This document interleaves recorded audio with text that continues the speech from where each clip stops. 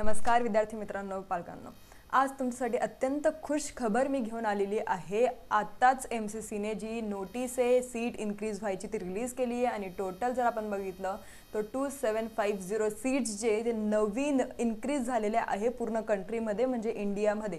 All over India आपल्याला दिसत आहे की 2750 सीट्स जे ते वाढलेले आहे. आणि तुमचा जो लागायचा चान्स होता, जर तुम्ही बाउंड्रीवर होते आणि तुम्हाला वाटत होतं की नाही आता आपल्याला सीट नाही भेटणार, तर ती भेटेल. आणि हे सर्व जे ते सीट्स सर्वे जे त्यांनी दिलेले आहे ते त्यांनी एन्क्लोज केले बिलो, म्हणजे एका PDF मध्ये त्यांनी एन्क्लोज केले. ते पण आपण सर्व या व्हिडिओमध्ये डिस्कस करणार आहोत, फक्त लास्टपर्यंत व्हिडिओ बघा. आता या नोटीसमध्ये त्यांनी काय दिलं की NMCने जे सीट मॅट्रिक्स आहे ते अप्रूव्ह केले 3 तारखेला, म्हणजे आजच जे न्यूली रिकॉग्नाइज्ड सीट आहे किंवा जे इन्क्रीज्ड MBBS सीट्स आहे ते आपल्याला दिले गेलेले आहे ऑल ओव्हर इंडिया. आणि ज्या राऊंड 1 मध्ये नाही होत्या पण त्या आता राऊंड 2 मध्ये आपल्याला दिसणार आहे. जे राऊंड 1 मध्ये इन्क्रीज होणार होते पण ते तिथं नाही आले, ते आता आपल्याला राऊंड 2 मध्ये जे ते काउन्सिलिंग मध्ये उतरतील, ते कॉलेजेस राहतील आणि आपल्याला ते चॉईस फिलिंग करताना ते कॉलेजेस तिथं दिसणार आहे. आणि ज्या लोकांना त्यांनी मग कॉलेजेससाठी दिलं आहे की ज्यांना कंट्रीब्यूट करायचं आहे न्यू सीटसाठी, तर ते इंट्रा MCC पोर्टलवर राऊंड 2 साठी सीट मॅट्रिक्स जे ते आपलं प्रोव्हाइड करू शकतात. आता हे आपल्या महत्त्वाचं नाही आहे. आपल्या महत्त्वाचं काय आहे की हे सर्व त्यांनी इन्स्टिट्यूटसाठी दिलेलं आहे की तुम्हाला एक युजर ID पासवर्ड दिलेलं आहे, त्याच्यावर थ्रू तुम्ही मेल करू शकता जर तुम्हाला काही प्रॉब्लेम्स वगैरे असेल तर, लीगल इश्यू असेल तर. आता आपण हे बघूया की कोणते सीट्स जे ते इन्क्रीज झालेले आहे, कोणते सीट्स रेज झालेले आहे आणि कोणत्या कोणत्या स्टेटमध्ये कोणत्या कोणत्या कॉलेजेस जे आहे, कोणत्या कॉलेजेसची सीट्स जे ते इन्क्रीज झाली आहे. महाराष्ट्रात 5 कॉलेजेस असे ज्यांचे सीट्स जे ते इन्क्रीज झाले आणि एक गव्हर्नमेंट कॉलेज असते ज्यांची जी न्यू आहे ती कॉलेज आलेली आहे, न्यूली ऑथराइज्ड कॉलेज आहे. तर आपण बघू ते कोणतं कॉलेज आहे. आता आपण आसामपासून बघू तर आसामचं एक मेडिकल कॉलेज आहे, ते आपल्याला दिसतंय की आसामचं एक मेडिकल कॉलेज ॲड झालं आहे. दिल्लीचं एक, न्यू दिल्लीचं ESIC मेडिकल कॉलेज ॲड झालं आहे. गुजरातमध्ये पण ESIC मेडिकल कॉलेज अहमदाबादला ॲड झालं आहे. हरियाणामध्ये भिवानीला आहे PT Nekiram Sharma government medical college हरियाणाला महर्षी चव्हाण मेडिकल कॉलेज. नंतर केरळला आपल्याला गव्हर्नमेंट मेडिकल कॉलेज दिसतंय. केरळमध्ये परत एक वायनाडला गव्हर्नमेंट मेडिकल कॉलेज आहे. मध्य प्रदेशमध्ये आपल्याला दिसतंय की परत गव्हर्नमेंट मेडिकल कॉलेज सिंगरौलीला प्रेझेंट आहे. नंतर परत शिहोपूरला मध्य प्रदेशमध्ये गव्हर्नमेंट कॉलेज आलेलं आहे. महाराष्ट्रात आपल्याला दिसतंय की महाराष्ट्रात एक नवीन गव्हर्नमेंट कॉलेज आलं आहे, ते म्हणजे ESIC मेडिकल कॉलेज, जे की अंधेरीला आलेलं आहे. त्याचं सीट इंटेक आपल्याला दिसतं की 50चं सीट इंटेक आहे. 50चं सीट इंटेक त्यांनी दिला होता की आम्हाला इतकं पाहिजे आणि तेवढाच त्यांना अप्रुव्हल भेटलेलं आहे की ठीक आहे आम्ही तुम्हाला 50चं सीट इंटेकचं अप्रूव्ह करतो. तर ही अत्यंत खुशखबर आहे महाराष्ट्रवाल्या मुलांसाठी. जर तुम्हाला एक गव्हर्नमेंट कॉलेजमध्ये ॲडमिशन घ्यायची आहे तर हे बेस्ट कॉलेजेस जे न्यूली ॲडेड कॉलेज आहे ते तुमच्यासाठी एक बेस्ट ऑप्शन राहील. नंतर मेघालयामध्ये शिलाँग मेडिकल कॉलेज जे, ओरिसामध्ये नंतर पवित्रा मोहन प्रबंध मेडिकल कॉलेज तलचेरला प्रेझेंट आहे. ओडिसामध्ये परत एक फुलबानीला आहे. पंजाबमध्ये लुधियानाला आहे. नंतर राजस्थानमध्ये जैसलमेरला आहे. राजस्थानमध्ये परत टोंकला आहे. तेलंगणामध्ये कोडंगल नावाचं गाव आहे, तिथं तेलंगणामध्ये जे कॉलेज आहे ते न्यूली प्रेझेंट आहे.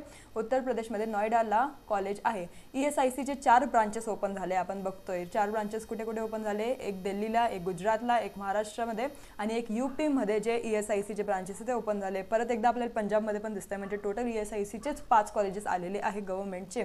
आता आपल्याला दिसतं की गव्हर्नमेंटचे 1200 सीट्स न्यूली ॲड झालेले आहे. आता आपण बघू बाकीचे कॉलेजेसचं काय म्हणणं आहे. आता प्रपोजल जे ते फॉर इन्क्रीज इन सीट्स, आता हे काय होते, हे न्यूली ॲडेड सीट्स होते, new establishment of government colleges.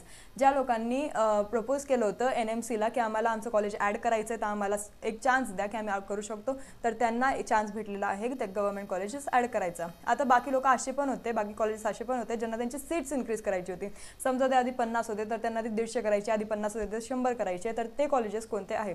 आता इथं आंध्रा वगैरेचे कॉलेजेस आहे. आंध्राचं एक कॉलेज आहे, आसामचे 3 कॉलेजेस आहेत. नंतर जम्मू अँड काश्मीरचे आपल्याला 5 कॉलेजेस दिसत आहे. कर्नाटकचे पण आपल्याला ऑलमोस्ट खूप सारे कॉलेजेस कर्नाटकचे आपल्याला दिसत आहे. कर्नाटकचं आपण बघूया. कर्नाटकसाठी खूप मुलं जातात महाराष्ट्रामधून.